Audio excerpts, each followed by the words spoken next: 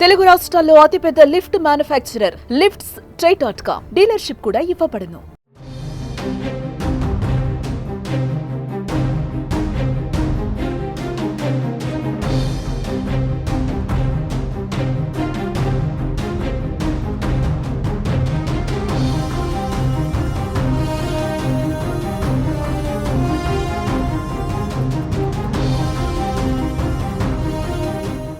ఏపీలో కూటమి హవా మరోసారి కొనసాగింది. రాష్ట్రంలోని పలు మున్సిపాలిటీలు, కార్పొరేషన్ ఎన్నికలలో టీడీపీ హవా కనిపించింది. మున్సిపాలిటీలు, మున్సిపల్ కార్పొరేషన్, డిప్యూటీ మేయర్, చైర్మన్ల ఎన్నికలలో అధికార తెలుగుదేశం పార్టీ సత్తా చాటింది. ఉత్కంఠభరితంగా సాగిన ఈ ఎన్నికలలో పలు ప్రాంతాలలో టీడీపీ గట్టి పట్టు సాధించింది. హిందూపురం మున్సిపాలిటీని టీడీపీ కైవసం చేసుకుంది.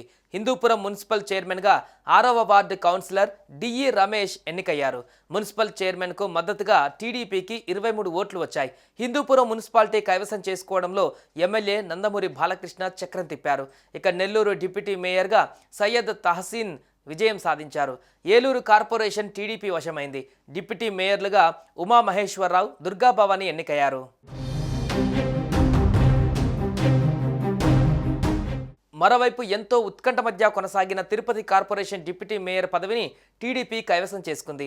కోరం లేక నిన్న వాయిదా పడిన ఎన్నికను మంగళవారం తిరుపతి ఎస్వి వర్సిటీ సెనెట్ హాల్లో నిర్వహించారు.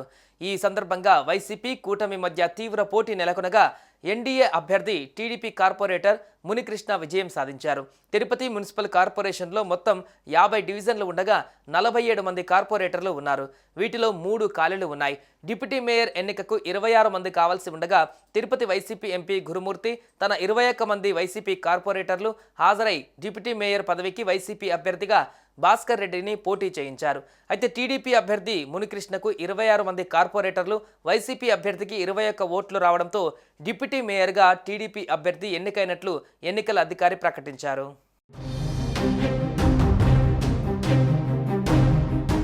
అటు నెల్లూరులో పూర్తిగా టీడీపీ హవా కొనసాగింది. అక్కడ టీడీపీ కార్పొరేటర్లు 41 మంది కాగా వైసీపీ బలం 12కి పడిపోయింది. ఏలూరులో టీడీపీ కార్పొరేటర్ల బలం 33కి పెరిగింది. 3 నుంచి 33 మందికి బలం పెరిగింది. అక్కడ వాస్తవానికి 47 మంది వైసీపీ నుంచి కార్పొరేటర్లు గెలిచారు.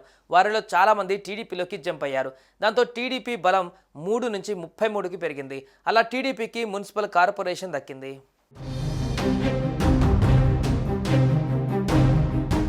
సుమన్ టీవీలో మీ పర్సనల్ అండ్ బిజినెస్ ప్రమోషన్స్ కోసం కింది నెంబర్కి కాంటాక్ట్ చేయండి.